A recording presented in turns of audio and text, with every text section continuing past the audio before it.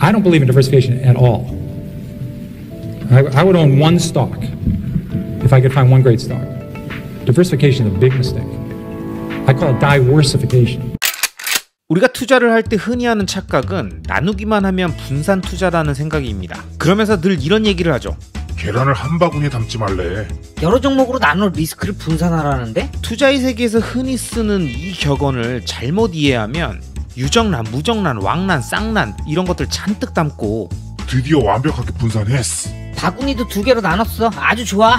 라며 말하다 동시에 바구니가 떨어지자 안에 있던 서로 다른 달걀들이 한 방에 모두 터지는 정말 황당하고 엉뚱한 투자 결과를 보게 될지 모릅니다. 결국 아무리 나눠도 종류를 다르게 담아도 달걀은 달걀일 뿐인 거죠. 우리는 이런 달걀 바구니의 실수들을 많이 합니다.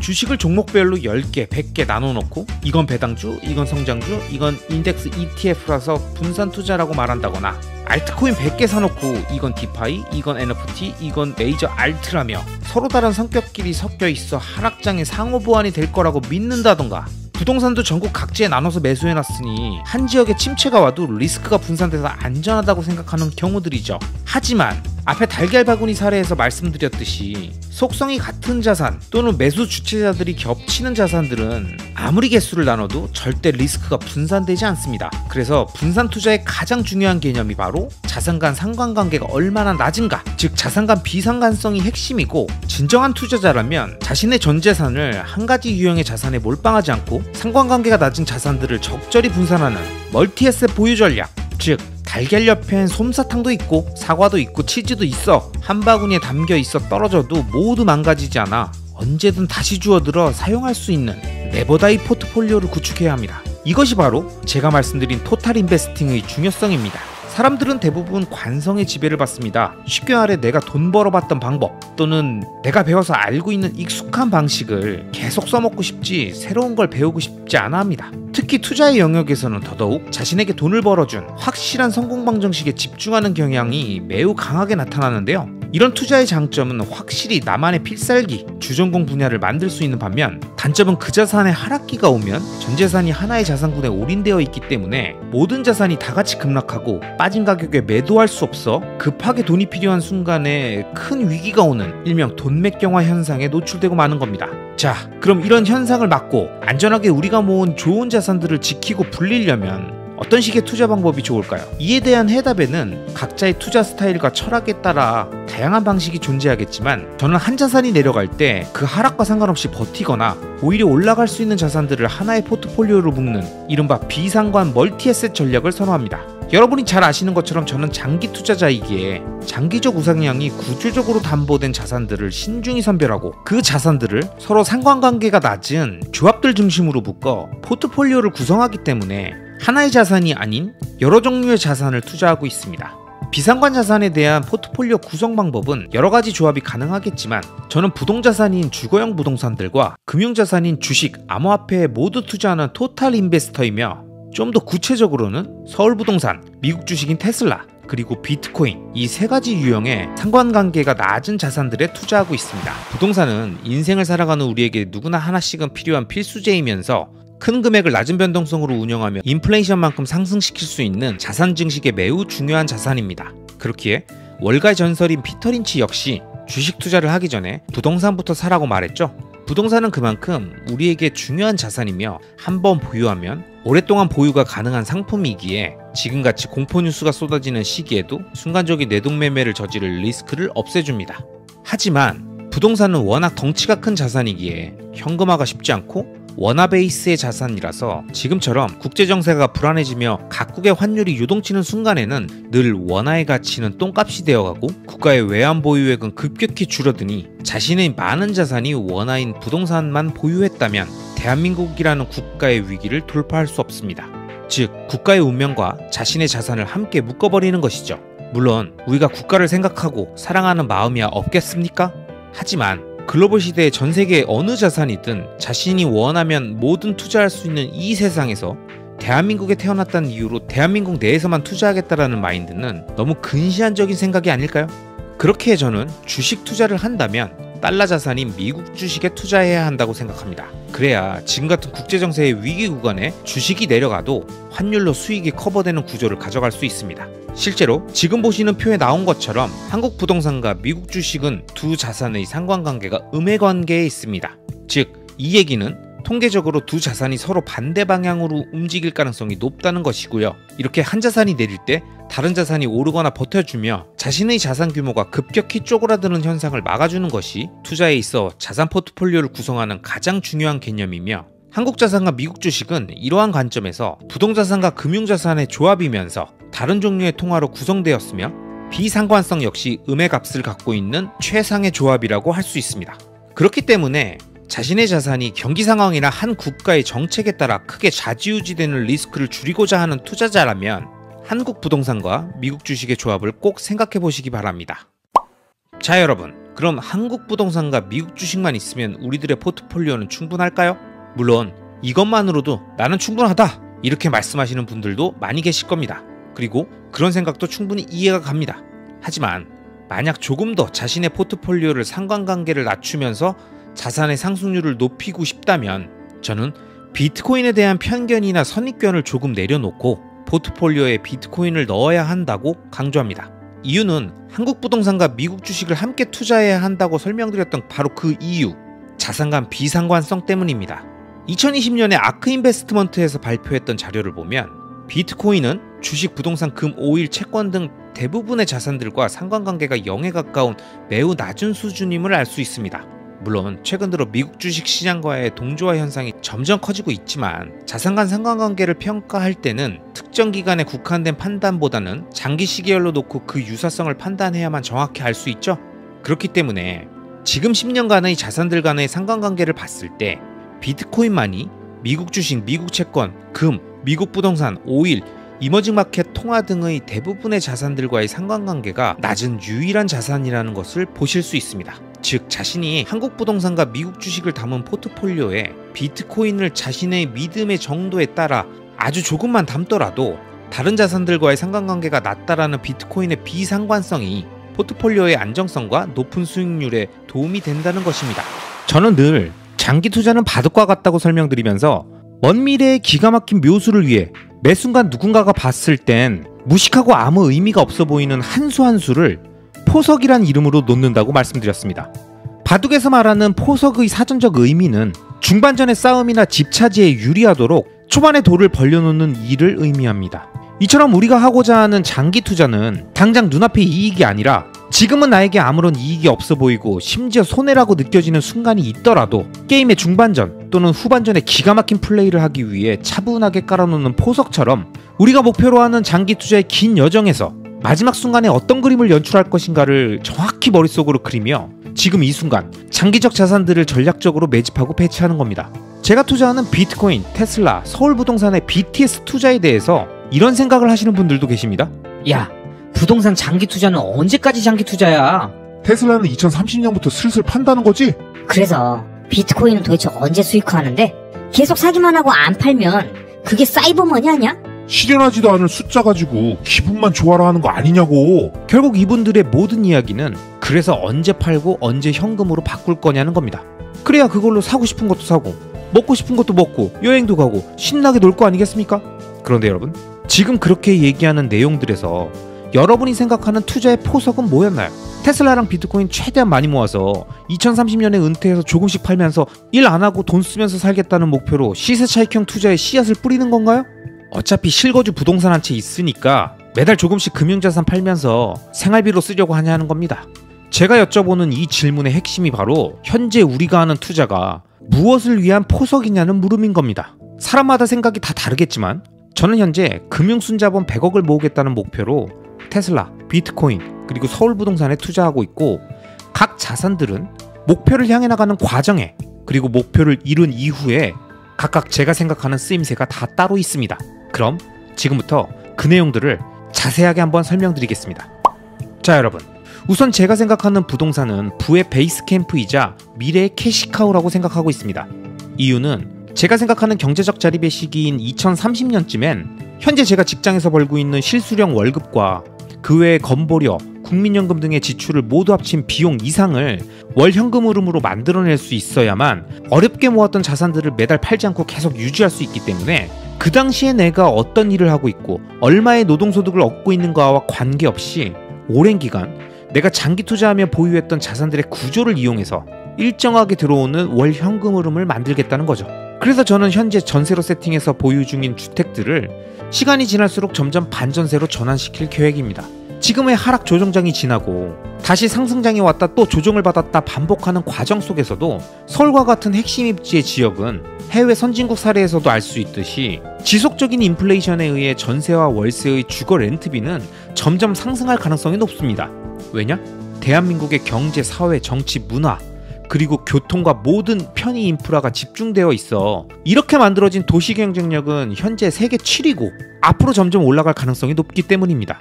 그래서 저는 미래 서울의 가능성을 보고 장기 투자하면서 그 기간 동안의 전세 보증금 상승분을 계속 반전세 형태로 전환해서 월세 수익을 증가시키는 방식으로 진행할 예정입니다.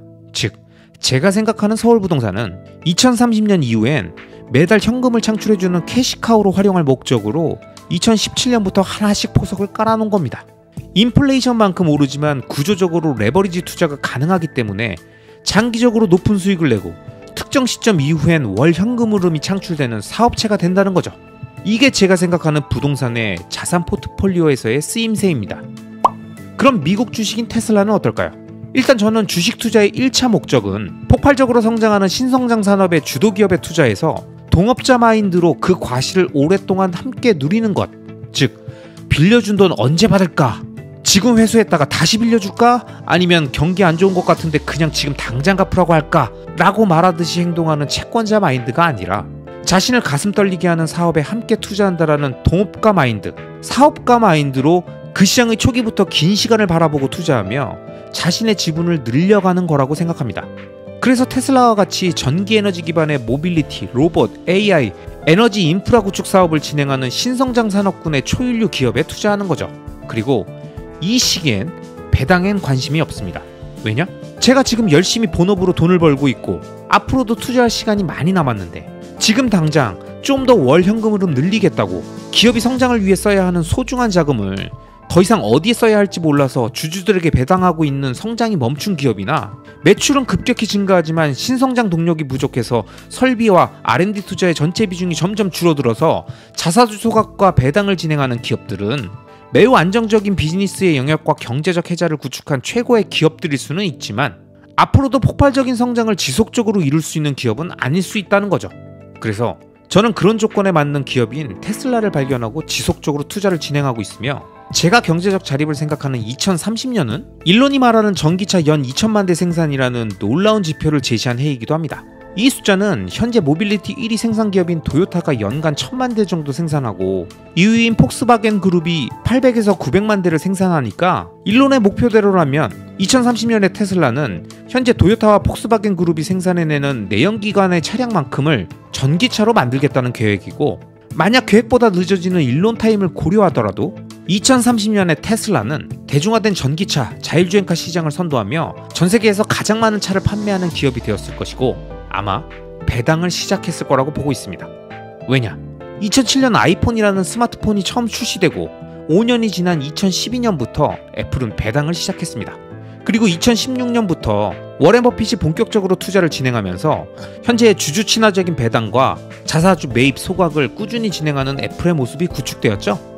2007년 당시 전 세계 스마트폰 보급률은 2.6%였지만 2012년이 되면 14.7%까지 증가했었습니다. 그리고 워렌 버핏이 투자를 시작한 2016년에는 39.4%였죠. 그럼 지금 전 세계 전기차 보급률은 몇 퍼센트일까요? 2012년 말 기준으로 9.9%, 거의 10%입니다. 그리고 골드만삭스의 예측에 의하면 2025년에는 16%, 2030년엔 33%에 달할 예정인데 그럼 그때쯤 테슬라는 과거 애플의 흐름을 참고했을 때 과연 어떤 기업이 되어 있을까요? 그리고 테슬라는 지금 애플처럼 배당을 주는 대표적인 배당 성장주가 되어 있을 거라는 생각을 아주 자연스럽게 할 수 있지 않을까요? 그게 제가 테슬라를 지금 지속적으로 매집하는 이유이며 2030년에 1%의 배당만 주더라도 10년간 매집해 형성한 낮은 평단가가 주는 고배당주 효과를 누리며 부동산과 마찬가지로 테슬라 역시 월 현금 흐름이 창출되는 자산으로 활용할 생각으로 지금 이 순간에도 계속 장기 투자를 진행하고 있는 겁니다. 자, 여러분, 앞서 서울부동산과 미국 주식인 테슬라의 사례를 보면 제가 미래에 어떤 생각을 갖고 이 자산들을 모으고 계속 보유하면서 한 수 한 수 포석을 깔고 있는지 이해가 되시죠? 정리하면 둘 다 2030년엔 자산 규모의 성장과 함께 월 현금 흐름이 창출되는 자산이 될 테니까 그 이후에도 매도 없이 계속 보유하면서 활용할 생각을 갖고 있다는 걸 아실 수 있을 겁니다. 그런데 마지막 자산인 비트코인은 2030년 이후에 바라보는 용도가 좀 다릅니다. 일단 부동산과 테슬라는 사실 저를 위한 자산입니다. 이 자산들이 제 인생의 중요한 시기에 부를 누리고 활용할 수 있을 거란 생각이라면 비트코인은 제가 아닌 제 다음 세대인 아이들을 위한 자산으로 생각하고 있습니다. 물론 지금 이 순간 우리들한테도 굉장히 중요하겠죠. 하지만 일단 제가 여러 영상에서도 언급했지만 비트코인이 현재 법정화폐에 대한 대안으로 자리 잡고 조금씩 확산되고 활용되는 비트코인 스탠다드는 결국 거스를 수 없는 흐름이라고 생각하고 분명히 올 거라고 의심치 않습니다. 하지만 이 과정은 각국의 정치, 사회, 경제, 문화 전반에 엄청난 파장과 마찰, 치열한 분쟁과 화합의 과정을 통해 한 땀 한 땀 완성되어가는 전 세계적인 합의 과정이기 때문에 단기간에 이루어진다고 생각하지 않습니다. 그래서 비트코인으로서 제가 하는 건 비트코인을 지속적으로 모아가고 계속 많은 분들에게 비트코인을 배우고 또 다른 분들에게 쉽게 알려드리면서 비트코인 네트워크를 확산시키는 겁니다. 실제로 전 세계적으로 이런 현상들이 지속적으로 확대되고 있으니까요.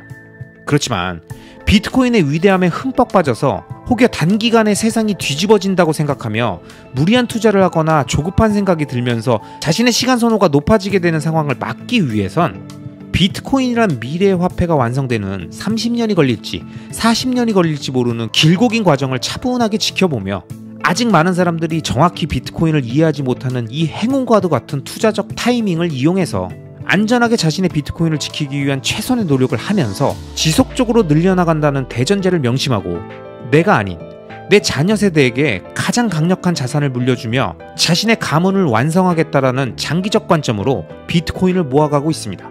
또한 전쟁이나 천재지변 같은 우리가 예상할 수 없는 재앙과 같은 사건이 일어났을 때 그 순간 자신과 가족의 생명을 지켜줄 수 있는 유일한 경제적 희망이 비트코인이라는 걸 알고 있기 때문에 최악의 상황을 대비한 안전벨트, 구명보트라는 용도로도 매집하고 있는 겁니다. 아마 2030년쯤엔 적어도 비트코인이 왜 중요한지 모르는 사람들은 없을 것 같거든요. 왜냐? 비트코인은 사실 이해하기 전혀 어렵지 않은데 이해를 방해하는 사람들이 많기 때문에 우리가 헷갈리는 겁니다. 자, 앞으로 계속 지켜보세요. 비트코인은 나쁘다고 말했던 정치인과 금융권이 말을 바꾸기 시작하고 이런 현상이 매년 반복되면서 자신이 믿고 신뢰하던 모두가 말을 바꾸며 비트코인이 중요하다고 하면 그때 가서 당신도 생각을 바꾸실 거냐고요. 아님 미리 공부하고 이해해서 먼저 눈치채실 겁니까? 선택은 여러분의 몫입니다. 여러분, 이번 영상에서 말씀드렸듯이 자신이 원하는 인생의 목표가 있다면 그 목표를 위해 필요한 자금은 얼마가 있어야 하고 먼 미래에 그 자산을 만들기 위해 지금 이 순간 어떤 한 수 한 수를 두어야 하는지에 대한 구체적인 액션 플랜이 머릿속에 명확하게 정리되어 있다면 그 순간부터 여러분은 갑자기 조급함이 사라지고 삶에 여유가 생기고 하루하루가 즐거워질 겁니다. 왜냐? 뭘 해야 하는지 정확히 아니까. 자신의 미래가 머릿속에 선명하게 그려지니까. 이래서 투자 마인드와 방향성이 너무나도 중요하고 이게 바로 서는 순간 자신의 인생이 정배열되는 놀라운 경험을 하시게 될 겁니다. 아시겠죠?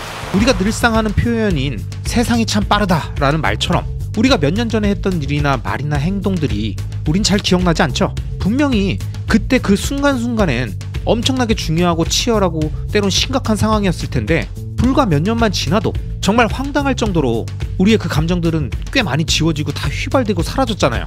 이처럼 우리 인간의 기억이라는 건 그리고 우리가 느끼는 시간이라는 건 생각보다 빨리 흘러가고 사라집니다.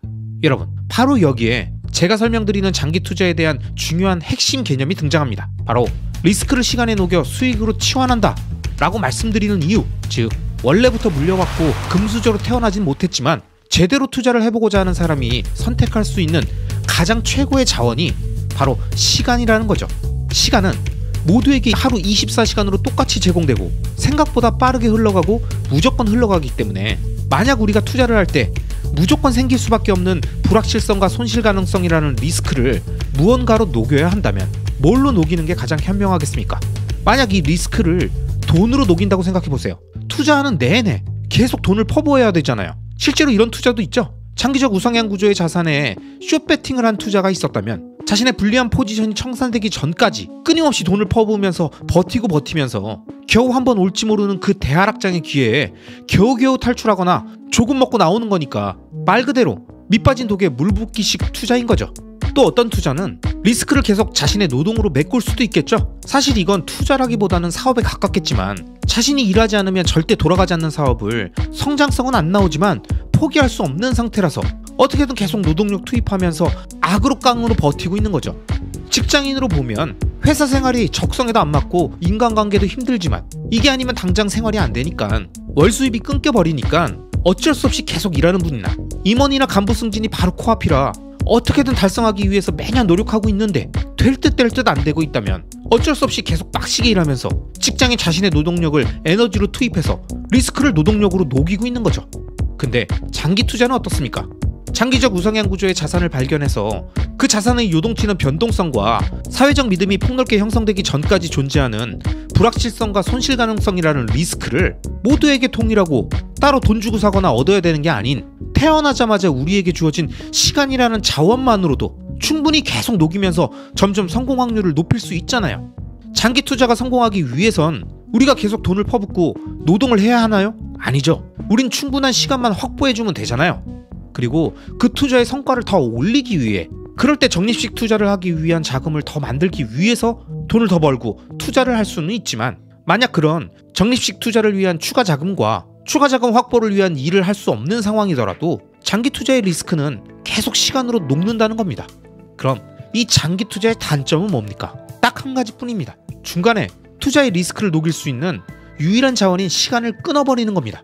그럼 시간은 언제 끊기는 거죠? 시간이 끊기는 경우는 몇 개 없습니다. 일단 자기가 죽으면 시간이 끊기겠죠? 인간의 시간은 유한하기 때문에 아무리 좋은 자산에 장기 투자를 세팅해놔도 투자한 사람의 생이 마감되면 그 장기 투자는 끝납니다. 유산으로 누군가에게 넘어가면 그 다음부터는 본인의 투자는 끝난 거예요. 그러니까 여러분, 장기 투자자는 무조건 건강해야 합니다. 워렌 버핏이 세계 최고의 부자 중 한 명이 된 이유는 단순히 투자를 잘해서가 아니라 그가 80년 넘게 투자를 하고 있기 때문입니다. 그러니까 무조건 명심하세요. 장기 투자자는 건강해야 합니다. 근데 아무리 건강해도 장기 투자의 핵심 자원인 시간이 끊기는 더 결정적인 이유가 있죠. 뭡니까? 바로 본인의 변심입니다. 장기적 우상향 구조의 자산을 발견하고 흥분된 마음에 장기 투자를 다짐하고 호기롭게 의미 있는 물량을 확 담고 가자를 외치고 관련 호재 뉴스들과 영상들만 계속 찾아보고 점점 확신에 차가는 상황까진 거의 대부분의 장기 투자를 다짐했던 초심자들이 동일합니다. 즉 이건 장기 투자의 그냥 일반적인 스타트 시점이라고요. 그러니까 이 투자의 핵심은 결국 이 믿음이 오랫동안 유지될 수 있는 진짜 찐 믿음이었냐, 아니면 상승장에 나오는 뉴스와 유튜브 영상들에 현혹돼서 자신이 잘 알지도 못하고 이해하지 못한 자산을 잘 알고 있고 파악했다고 착각했다가 하락 구간이 오니까 바로 가격에 반응해서 믿음이 깨지며 장기 투자로 담보했던 시간을 걷어들이면서 포기했느냐, 이건 거죠. 제가 장기 투자를 좋아하는 이유는 이건 정말 나만 잘하면 되는 거기 때문입니다. 내가 장기적 우상향 자산을 발견하고 내가 장기 투자를 결심하고 그 자산을 오랫동안 모아가겠다고 다짐했다면 내가 스스로 포기하지만 않으면 그 누구도 내 투자를 망칠 수 없습니다. 근데 생각해보면 우리 인생에서 나만 잘하면 되는 게 있나요? 내가 하는 사업은 나만 잘하면 되나요?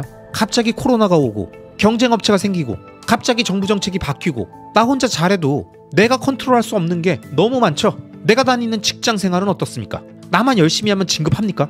임원이 될 수 있나요? 보직장이 될 수 있나요? 아니죠. 아닌 건 다들 아시죠? 윗사람들과의 관계, 라인, 경쟁 구도, 회사의 인사 정책 등 연봉 하나 내 마음대로 올릴 수 없잖아요. 즉 생각해보면 내가 내 마음대로 할 수 있는 건 진짜 많지 않습니다. 투자도 마찬가지입니다.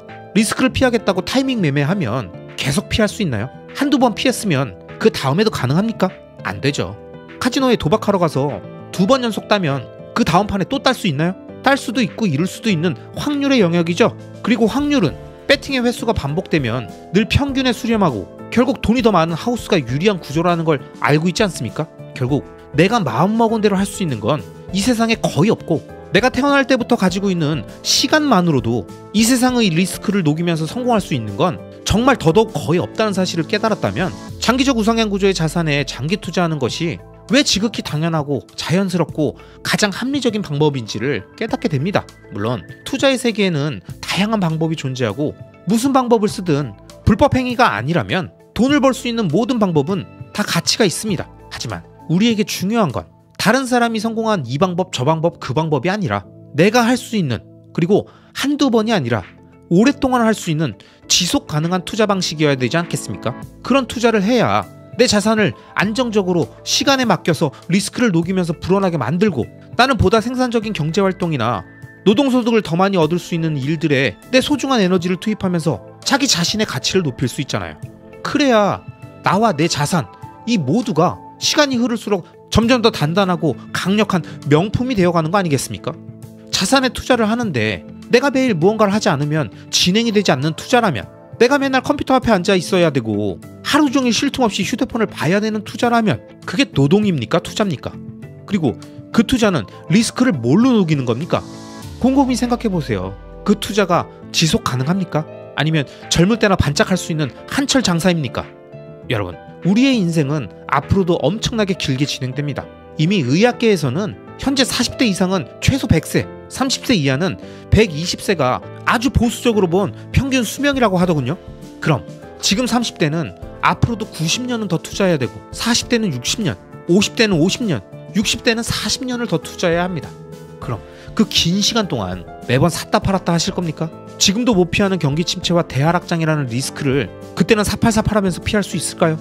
피터 린치, 워렌 버핏, 하워드 막스, 앙드레 코스톨라니, 이런 사람들도 반복할 수 없는 타이밍 매매를 언제까지 할 수 있다고 생각하시는 겁니까? 자, 만약 그게 불가능하다고 느껴진다면 가장 성공 확률이 높고 자신의 시간과 노동이 덜 들어가는 방식을 젊었을 때부터 몸에 익혀서 그 루틴대로 평생 투자하면서 젊을 때는 그 남는 시간에 더 생산적인 노동활동과 사업을 추진하고 나이가 들어서는 시간과 공간의 자유를 얻고 그 부를 누리면서 살아야 되지 않을까요? 이 모든 인생의 긴 여정에 우리가 가지고 있는 자원을 가장 효율적으로 사용하고 가장 성공 확률이 높고 나만 잘하면 되는 몇 안 되는 조건을 갖고 있는 투자의 방식이 바로 장기 투자라는 겁니다. 그래서 투자의 현인들이 다 장기 투자 하는 거죠. 그들도 이것도 해보고 저것도 해보고 다 경험해 보니까 결국 이게 정답이었다는 걸 인류 역사에 존재하는 수많은 선조들이 다 머리 깨지고 피 철철 흘려보면서 뼈저리게 느낀 다음에 후대의 사람들한테 글로 남겨서 알려준 소중한 지혜인데, 이게 너무 뻔한 이야기처럼 느껴지다 보니까 이 장기 투자라는 단어의 의미를 정확히 이해하고 깊게 생각하지 않는다는 거죠. 그리고 자신은 다르다며 다를 수 있다, 이번엔 다르다며 또다시 피 철철 머리 깨지고 뼈저리게 느끼고 시간과 돈과 에너지 모두 소비하고 결국 장기 투자로 돌아온다는 겁니다. 그리고 그만큼 오랫동안 자기 자신의 판단을 믿고 무언가를 지속한다는 건 어렵다는 얘기죠. 자기가 잘못 판단을 했을 수도 있고 세상이 바뀔 수도 있으니까요. 중간에 그만둬야 할 이유는 제가 늘 말씀드리지만 수백 가지입니다. 우리가 지금 당장 갖고 있는 자산을 팔고 지금 당장 회사를 때려치고 지금 당장 하던 사업을 정리해야 할 이유는 수백 가지를 들 수 있습니다. 그 수백 가지의 이유가 평상시에도 우리 주변을 맴돌고 있는데, 내가 하기 싫을 때, 이젠 좀 그만하고 싶어질 때, 그때 내 귀에 와서 꽂히는 겁니다. 그만해. 미련한 짓 그만해. 야, 세상이 변했어. 이번엔 달라? 유연해야 된다. 고집 부려서 될 일이 아니야. 끊임없이 내 마음속에 속삭이는 자기 자신의 그 메시지가 그에 맞는 근거들을 찾고 계속 자기한테 보여주는 거죠. 이거 보라고, 이런 데서 계속 할 거냐고, 이렇게 압박 넣고 어르고 달래면서 결국 포기각서에 도장 찍듯이 항복을 받아내면서 장기 투자를 끝내는 겁니다. 그러면서 스스로 패배의식이나 포기했다는 자괴감이 들지 않게 적절하게 그럴싸한 근거를 주죠. 그래, 과거의 실수를 빨리 인정하고 빠르게 태세 전환하는 게 현명한 거야. 아니 그래도 소중한 경험은 얻었잖아. 이 경험 바탕으로 다시 잘하면 되지 뭐. 이런 식으로 정당화하는 겁니다.